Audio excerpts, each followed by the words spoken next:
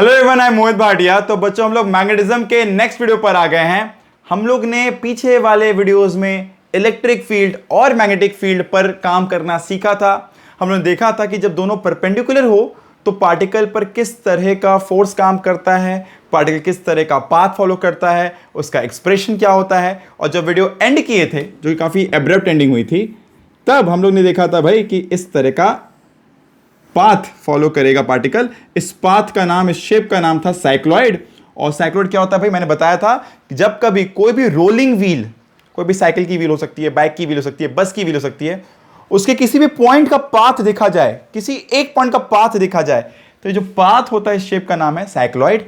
और अगर याद हो तो लास्ट वाले वीडियो में हम लोग ने बात करना था कि भाई ये मैक्सिमम एक्स कितना होगा। आई गेस मैक्सिमम लोग निकाल चुके होंगे। एक्स की इक्वेशन क्या थी भाई, E मतलब इलेक्ट्रिक फील्ड बाई B मतलब magnetic field, omega 1 minus cos omega T, right. जब ये कॉस ओमेगा टी -1 रख दी जाए, मतलब जो कि मैक्सिमम पॉसिबल वैल्यू है, तब क्या हो जाएगा 1 - 1 2। तो मतलब ये हो जाएगा डायमीटर, और डायमीटर कितना होगा 2 times E by B naught omega, मतलब electric field magnetic field omega. और कोई बोले रेडियस की बात, फिर रेडियस क्या होगा इस साइकिल का, रेडियस होगा E not by B naught omega. बाकी सारी बातें हम लोग यहीं से फाइंड कर सकते हैं। ये होगा रेडियस ऑफ दिस साइक्लॉइड। वो जो जिस चक्के की बात कर रहे हैं उस चक्के का रेडियस क्या होगा, ये वाला, इसका आधा, डायमीटर का आधा। ठीक है, तो आगे बात करते हैं, डिस्कशन को आगे बढ़ाते हैं। अब हम लोग पार्टिकल से आगे बढ़कर करंट कैरिंग वायर पर बात करने वाले हैं। ठीक है, हम लोग बेसिक बातें कर चुके हैं, और कुछ अगर लगा तो प्रॉब्लम सॉल्विंग होने वाला है, तब बात करेंगे। अभी बात करते हैं नेक्स्ट टॉपिक की भाई, फोर्स acting on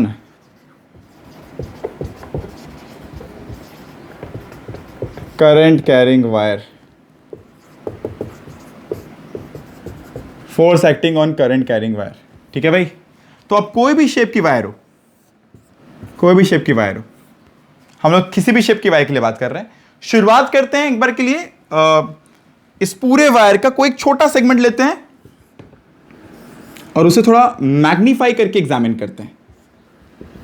ठीक है, ये कोई भी शेप का वायर हो सकता है, बिकॉज वायर तो टेढ़े बाके कैसी भी हो सकती है, राइट। उसका कोई भी एक छोटा सेगमेंट लेते हैं और उसको ऑब्जर्व करते हैं। ठीक है ना, शुरू करते हैं। तो बच्चों, यहां पर काफी सारे फ्री इलेक्ट्रॉन्स होंगे, यस और नो। काफी सारे फ्री इलेक्ट्रॉन्स होते हैं बिकॉज कंडक्टिंग वायर है, करंट फ्लो करने वाला, तो यहां पे क्या होंगे, फ्री इलेक्ट्रॉन्स होंगे। अब यहां पर अगर इलेक्ट्रिक फील्ड स्विच ऑन कर दी जाए तब क्या होगा, the moment electric field is switched on here, तो इन इलेक्ट्रॉन्स पर इस तरफ एक फोर्स लगने वाला है, हाँ या ना। हम लोग पढ़ चुके करंट में ना कि इन लोग अपने में जिगजैग मोशन करते हुए, मतलब टक्कर मारते मारते मारते मारते आगे बढ़ता है ना। तो एक्चुअली क्या हो रहा है कि करंट ऐसे ही फ्लो कर रहा है, बट इलेक्ट्रॉन ऐसे फ्लो करते हैं। एक्चुअली में हम लोग कन्वेंशनल डायरेक्शन ऑफ करंट को इधर कहते हैं, वास्तविकता में इलेक्ट्रॉन इधर फ्लो करता है। ये तो बस एक कन्वेंशन है ना। ठीक है, तो अब शुरू करते हैं। यहां पर अगर मैग्नेटिक फील्ड रख दी जाए, मैग्नेटिक फील्ड रख दी जाए यहां पर, तो इस किसी भी एक इलेक्ट्रॉन को लेकर बात की जाए, कोई भी छोटा सा एक इलेक्ट्रॉन लेते हैं, छोटा सा क्या, एक ही इलेक्ट्रॉन लेते हैं, तो फोर्स कितना लगेगा उस इलेक्ट्रॉन पर, charge Q into V cross B, हाँ है ना, देख सकते हैं, सही है। QV क्रॉस B फॉर्मूला हम लोग पढ़ चुके हैं, राइट। तो V क्रॉस B नीचे आ रहा था। कुछ बच्चों को डायरेक्शन निकालने में भी दिक्कत हो रहा है भाई। बच्चों, डायरेक्शन निकालने के लिए 3 तरीका मैंने सिखाया था, पर मेरा प्रेफर्ड अब भी वही है, V cross B, because class 11 से सीखते आ रहे हो, A क्रॉस B करना आता है ना।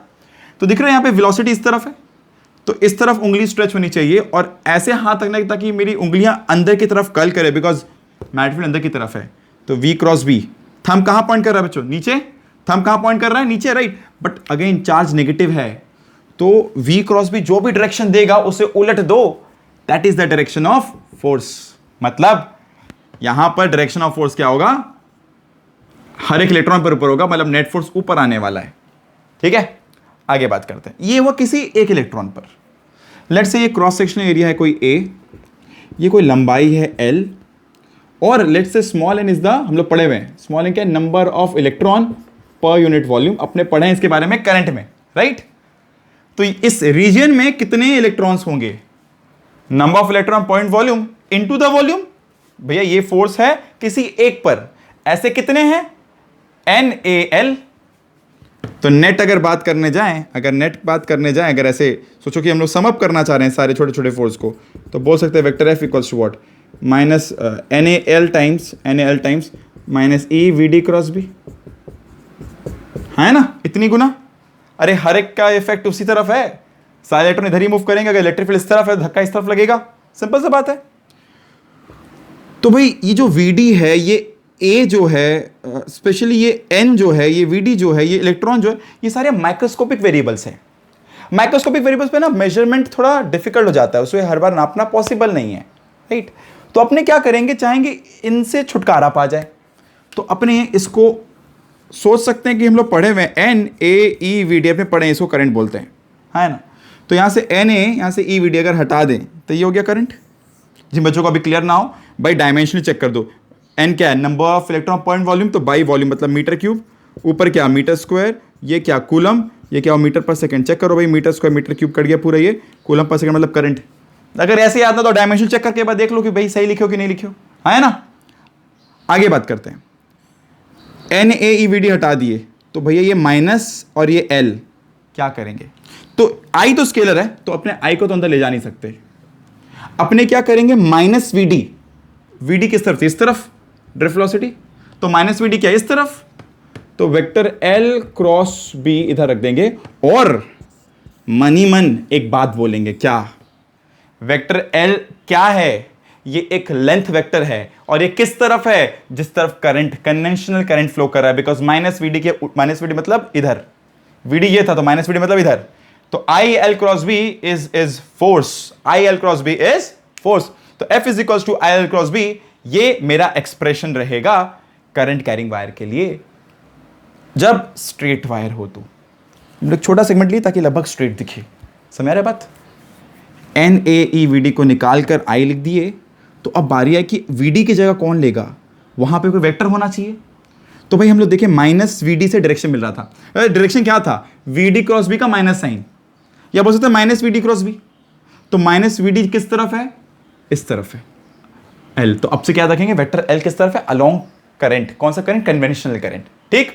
तो vector F equals to IL cross B। अब अगर ये कोई भी शेप की वायर हो, तो इमेजिन करो अगर एक छोटा सा एलिमेंट यहां पकड़ते हैं, अपने छोटा सा एलिमेंट पकड़ते हैं, तो DF क्या लिखते हैं अपने, DF equals to IDL cross B। अगर ये वायर बहुत छोटा सा होता क्या होता, IDL क्रॉस B, है ना, ये छोटा सा एलिमेंट होता। तो एक मान लो यहां पे बहुत सारे एलिमेंट ऐसे, तो अगर हम लोग इंटीग्रेट करने जाएं, तो ये इसके वजह से जो फोर्स होगा पहले निकालो, फिर इसके वजह से, फिर इसके वजह से, ऐसे बहुत सारे DL है। एक करंट कैरिंग वायर बहुत सारे छोटे छोटे छोटे छोटे लेंथ से बना हुआ है ना। अगर अपने इसको सम अप करने जाएं, इसे अगर अपने सम अप करने जाएं, तो भाई ये टेल ऑफ फर्स्ट, ये हेड ऑफ लास्ट, इसको जोड़ते हुए लाइन को देखो, ये होगा पॉलीगॉन रूल। फील करो भाई, इंटीग्रेटिंग बोथ साइड, बी तो यूनिफॉर्म है, यूनिफॉर्म मैग्नेटिक फील्ड में बात कर रहे हैं, ये सारी बातें तब कर रहे हैं force acting on a current carrying wire में से मिस हो गया इन यूनिफॉर्म मैग्नेटिक फील्ड। तो यूनिफॉर्म मैग्नेटिक फील्ड डालोगे तो क्या होगा भाई, ये बी बाहर रहेगा, ये आई तो करंट है बाहर रहेगा, इंटीग्रेशन ऑफ डीएल, तो डीएल मतलब क्या हुआ, वेक्टर डीएल, ये डीएल प्लस ये प्लस ये प्लस ये, तो it's like a polygon rule.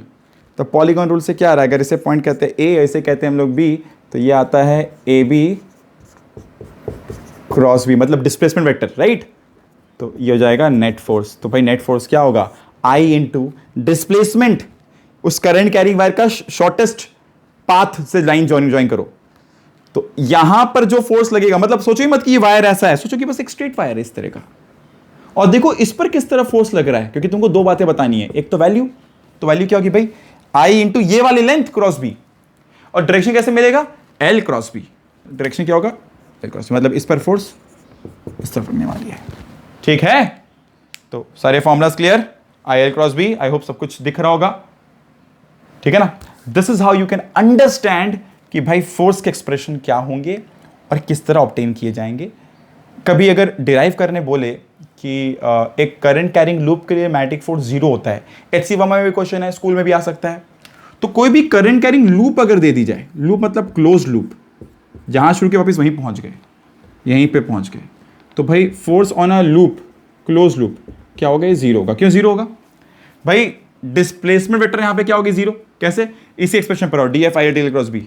यहां पर अगर मैं क्लोज लगा दूं, इसी में क्लोज लगा दूं, तो क्लोज डी एल क्या होगा, जीरो। तो I zero cross B will be zero, तो F for a close loop will be zero. But given that, बेटा ये सारी बातें कब, जब मैग्नेटिक फील्ड यूनिफॉर्म हो। यूनिफॉर्म मैग्नेटिक फील्ड अगर ना हो, ये सारी बातें गलत हो जाएंगी।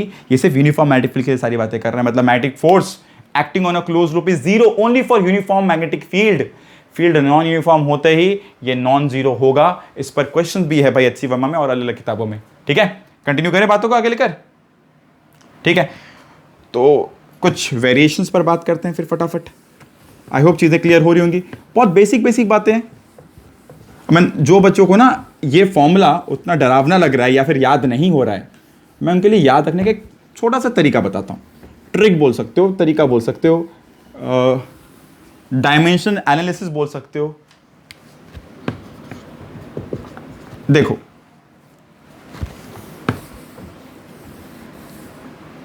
मैंने क्या कहा भाई, F इक्वल्स टू हम लोग बात कर चुके हैं, क्यू वी क्रॉस भी होता है, राइट। हम लोग जानते हैं क्यू को हम लोग क्यू रखते हैं, वी को क्या रख सकते हैं, vector L by T cross भी लिख सकते हैं इस तरह। तो भाई ये क्यू बाई टी क्या होता है, अगर टी को बाहर ले जाए, आई एल क्रॉस भी लिख सकते हैं इस तरह। वेलोसिटी क्या होता है, डिस्प्लेसमेंट बाई टाइम, या है ना, जिस तरफ पाथ कवर्ड बाई टाइम जो बोल सकते हो। तो ये वेक्टर F क्या होगा, आई एल क्रॉस भी। एक जनरल तरीका, मतलब ये कोई एग्जैक्ट नहीं, बस एक बोलने का बात हुआ। अब चाहो तो यहां से यहां जा सकते हो, बस में आ रहा है। तो इस तरीके से यहां से यहां मूवमेंट पॉसिबल है, और दोनों डायमेंशनली सेम है, होना ही था, बिकॉज दोनों ही तो फोर्स है।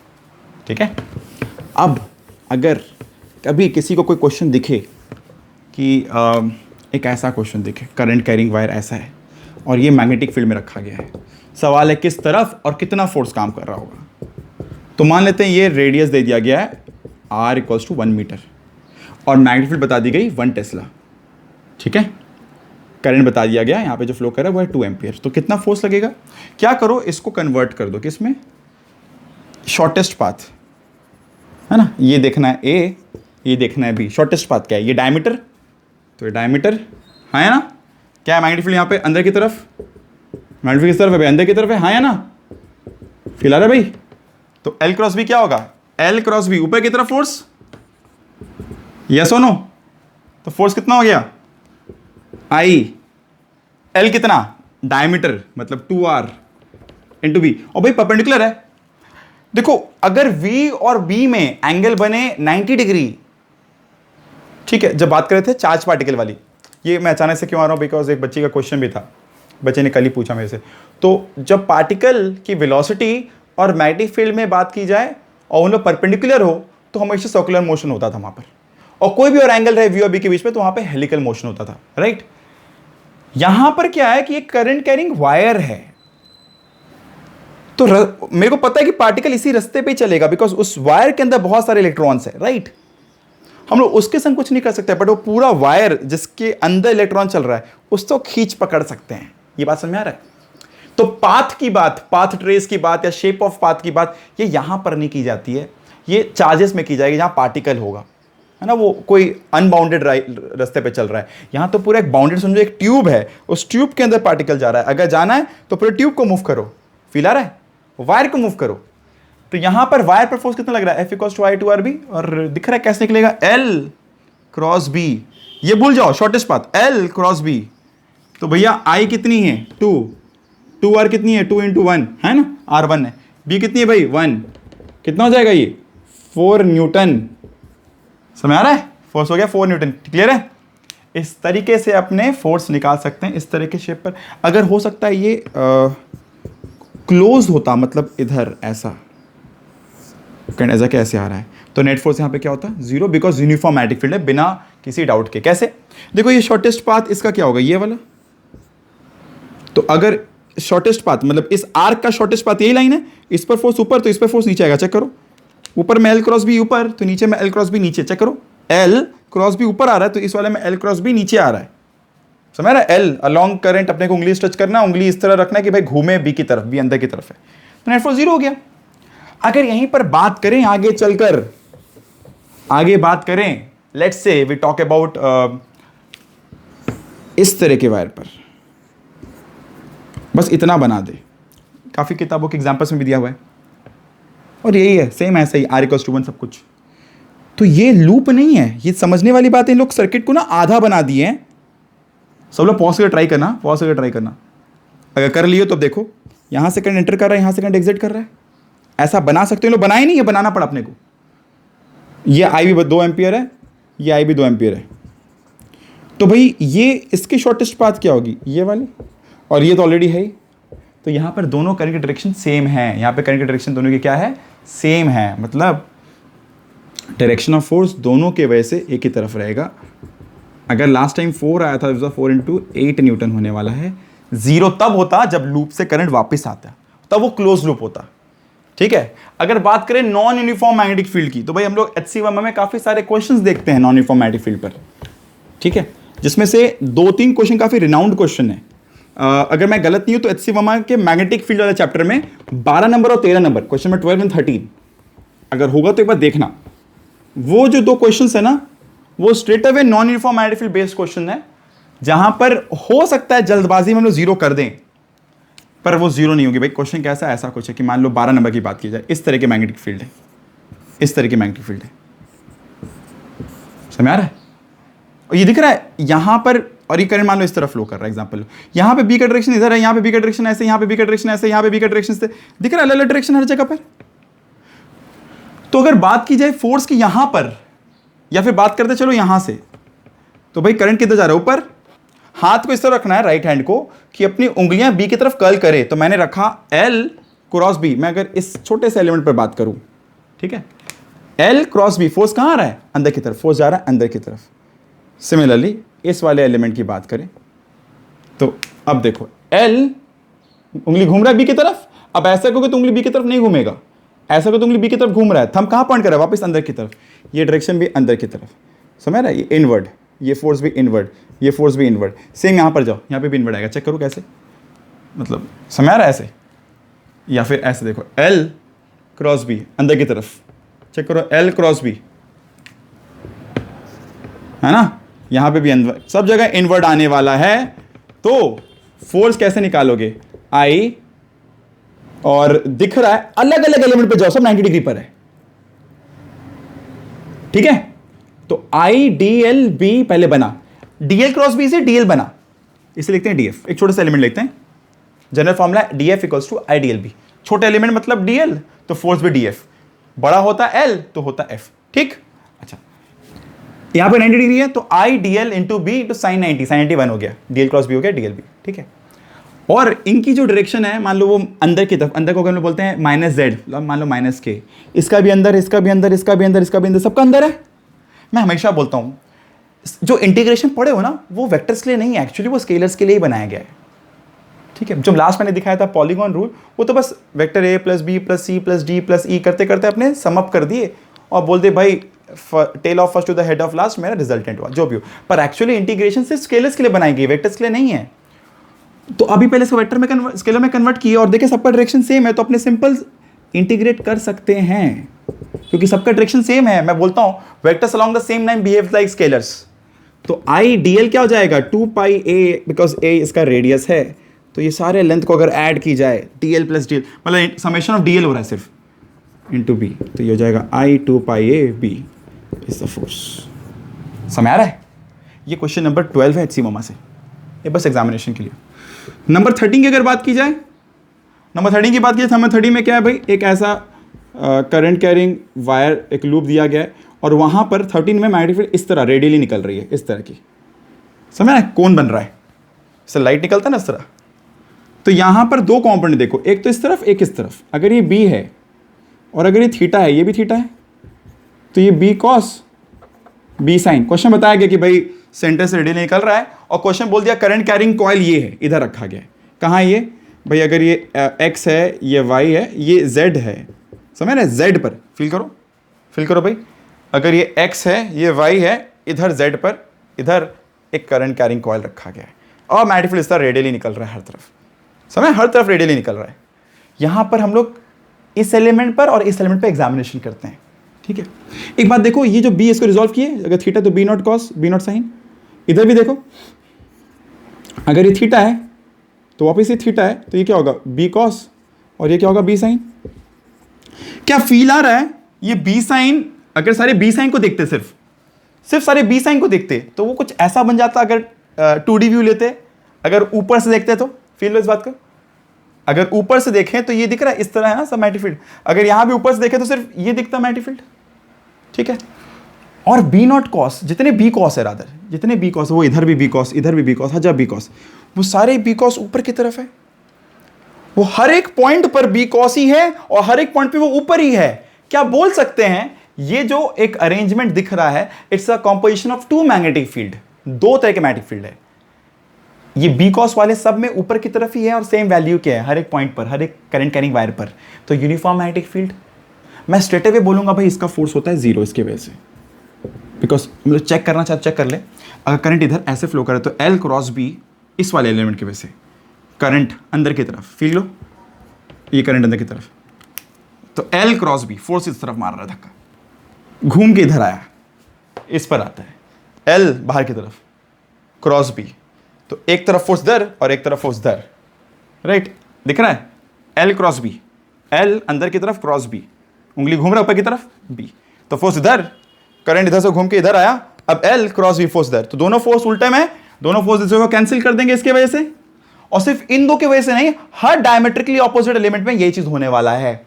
मैं इन शॉर्ट बताऊं कि भाई सारे बी कॉस के वजह से जो फोर्स जनरेट होगा वो जीरो होने वाला है, because B cos uniform magnetic field दिख रहा है। कैसे? सबकी डायरेक्शन ऊपर की तरफ, हाँ, और सबकी वैल्यू भी एक जैसी।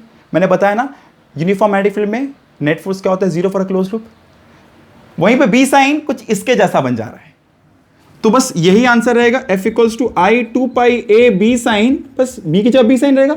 अब कोई बोले साइन क्या होगा, अगर इनकेस अपने को पता है ये रेडियस ए है और ये ऊंचाई कोई डी है, लेट्स से ये ऊंचाई यहां से लेके यहां तक डी है, ये ए है, तो अपने स्ट्रेट अवे और फटाफट लिख सकते हैं what is sine theta, perpendicular by hypotenuse root over, मतलब ए बाई ए हो गया perpendicular by root over A square plus D square is the force. तो ये आंसर हो गया। काफी बच्चे शायद कर चुके होंगे और काफी जो लोग नहीं भी किए होंगे, ध्यान से ऑब्जर्व करना, ये magnetic field is a composition of two types of magnetic field, है ना, नॉन यूनिफॉर्म एंड यूनिफॉर्म। इन बातों को समझने के बाद I guess current carrying wire पर एक बेसिक क्लियर हो गया होगा मैग्नेटिक फोर्स किस तरह लगता है। बहुत कुछ पेचीदा नहीं है, बहुत सिंपल क्वेश्चंस ही बनते हैं। यूनिफॉर्म मैग्नेटिक फील्ड पर मैंने बात कर लिया, नॉन यूनिफॉर्म में बात कर लिया। ये फॉर्मूला याद रखो, बहुत सारे स्ट्रेट एप्लीकेशंस है। मैं स्ट्रेट एप्लीकेशंस की अगर बात करूं बेटा, तो इसके संग काइनेमेटिक्स से कॉन्सेप्ट मिक्स होते हैं जनरली। जो बच्चे अगर सॉल्विंग कर रहे हैं अगर, और HC वर्मा से सॉल्विंग कर रहे हैं या फिर कहीं किसी भी किताब सॉल्व कर रहे हैं, तो इन पर बेस्ड कुछ कॉन्सेप्ट्स है जिस पर बेस करके अपने डीसी मोटर का बात करते थे। मतलब डीसी मोटर जो हम लोग आज तक बात किए हैं वो कहीं ना कहीं यही प्रिंसिपल बेस्ड है। देखो, एक करंट कैरिंग वायर पर अगर मैग्नेटिक फोर्स लगता है ना, करंट कैरिंग वायर पर मैग्नेटिक फोर्स अगर लग रहा है तो मतलब वो मूव कर सकता है। अगर मूव कर सकता है मतलब वो घूम भी सकता है। अगर घूम सकता है तो वो पंखा घुमा सकता है। करंट ऑन किए तो फैन घूम रहा है, राइट। आई मीन एक क्वेश्चन है, बहुत कॉमन क्वेश्चन ये दिख रहा है, किताब खोलोगे तो बहुत जगह ये क्वेश्चन दिखे शायद। यहाँ पे एक रेल दिया गया है, एक रेल लाइन दे दी गई इस तरह। अब ये क्वेश्चन काफ़ी कॉमन क्वेश्चन में से एक है, और यहाँ पर एक मेटेलिक स्ट्रिप, एक वायर दे दिया गया, ठीक है, और इस वायर का लेंथ है कोई भी, ये लेंथ है 22 नंबर क्वेश्चन HC वर्मा से है। और ऐसा क्वेश्चन और भी किताबों में दिखेगा, काफ़ी किताबों में दिखेगा। यहाँ मैग्नेटिक फील्ड अंदर की तरफ अगर, हाँ ठीक है, मैग्नेटिक फील्ड अंदर की तरफ, मतलब ये जिस प्लेन में भी है उसके अंदर की तरफ मैग्नेटिक फील्ड है। ये पूरा मेटेलिक रॉड दोनों फिक्स है, भारी भारी मेटेलिक रॉड है। ये पतली सी एक स्ट्रिप है, ठीक है। तो अब अगर मैं पूछूं कि भाई जब वायर इधर पहुंचेगा तो कितना स्पीड होगा इस पर, तो करंट कैसे फ्लो करेगा, इस तरह, राइट। तो L क्रॉस बी क्या होगा, L नीचे की तरफ L क्रॉस बी, धक्का इधर आए ना, फील लो भाई, करंट ऐसे L अंदर की तरफ B, L क्रॉस B, ठीक। फोर्स इधर की तरफ, कितना फोर्स लगेगा, IBB, ये होगा F। कैसे, बिकॉज ये लेंथ है B, ये हो गया F, ठीक है। कोई पूछे व्हाट इज द एक्सेलरेशन, तो IBB बाई M। कोई पूछे what is the speed of the wire when it reaches here, तो भाई स्टार्टिंग स्पीड थी 0, v² = u² + 2s लगा सकते हैं। क्यों? क्योंकि ये एक्सेलरेशन कांस्टेंट है। कांस्टेंट है मतलब kinematics can be used here, right? तो भैया u तो 0 है, तो v क्या होगा? √2IBB by m into L, ये हो गया वेलोसिटी एट दिस एंड। हाँ, अब क्वेश्चन 22 नंबर क्वेश्चन में एग्जैक्टली अगर बताऊं, या फिर मेजॉरिटी जहां पे क्वेश्चन देखते हैं वो होती ऐसी है कि भाई इसके बाद यहां फ्रिक्शन है, ये रेलिंग खत्म, रेलिंग यहां पे खत्म, अब फ्रिक्शन है, तो द मोमेंट रेल ये वायर इधर पहुंचेगा तो फ्रिक्शन से रोक रहा होगा, फ्रिक्शन से रोक रहा होगा, है ना? तो फ्रिक्शन का जो फोर्स होता है वो कितना होता है? Mu N. अगर हॉरिजॉन्टल सरफेस है और ये वायर ऐसे घसता हुआ जा रहा है तो इसका mg इक्वल्स टू एन, तो फ्रिक्शन कितना होता है? म्यू एन या फिर म्यू mg? याद कर लो भाई, अगर हॉरिजॉन्टल सरफेस और वायर रगड़ता हुआ जा रहा है तो कितना भार नीचे तरफ काम कर रहा है? mg, उतना ही n। तो भाई फ्रिक्शन क्या है? म्यू एन या म्यू mg? भाई एक्सेलरेशन क्या होगा? बोलो बोलो बोलो भाई, म्यू जी। ये क्या होगा? Mu G. तो अब इसके बाद वो रिटार्ड करेगा। सवाल अगर ये है कि वायर कहां जाके रुकता है, वायर कहां जाके रुकता है, तब क्या करेंगे? फटाफट बात कर लें। अगर तो ये जो स्पीड यहां के एंड पे थी वो वाले मोशन के लिए इनिशियल होगी, राइट? तो यहां पे फाइनल स्पीड 0, इनिशियल कितनी है भाई? ये वाली क्या लिखेंगे? ये 2IBB L by m minus 2μg into S, मेरे को नहीं पता है कितना है, तो 2 कॉमन ले लेंगे, सॉल्व करेंगे तो ऑब्वियसली μg नीचे आ जाएगा, बचेगा IBB L by m into μg, mu mg rather, mu mg। ये हो गया, उतने दूर पर जाके रुकने वाला। आई गेस सब सही है। v स्क्वायर 0, u, हाँ ये वाला पुट कर दिया मैंने, माइनस 2as, माइनस क्योंकि भाई फ्रिक्शन है, रोक रहा है मोशन को, s, तो ये इतना डिस्टेंस कवर कर लेगा रुकने के पहले तक में। इस तरीके से हम लोग करंट कैरिंग वायर पे बेस्ड क्वेश्चन देख सकते हैं। मेरे नेक्स्ट वाले वीडियो में हम लोग और भी बहुत मस्त मस्त लॉजिक है भाई, जैसे हॉल्स इफेक्ट होता है थोड़ा बहुत, वो सभी जानेंगे। पर अगले वाले वीडियो में हम लोग स्टार्ट करेंगे मैग्नेटिक डाइपोल, ठीक है? उस पर डिस्कशन शुरू करेंगे और एक आध डिस्कशंस हैं जो इस पर बेस्ड होंगे भाई, उस पर भी बात करेंगे। This much from this video. किसी को कुछ भी कंफ्यूजन, कोई भी डाउट रहे, कमेंट बॉक्स में बताना पड़ेगा, कैसा लगा नहीं बताना जरूर। और पढ़ते रहो, सॉल्व करते रहो, जितना हो पाए एप्लीकेशन करो, जो सीखे हो इस पर बेस्ड 1 से लेके 30 तक के क्वेश्चन है मैग्नेटिक फील्ड के HC वर्मा से। चाहो तो अटेम्प्ट कर लो and you can carry on. This much, thank you.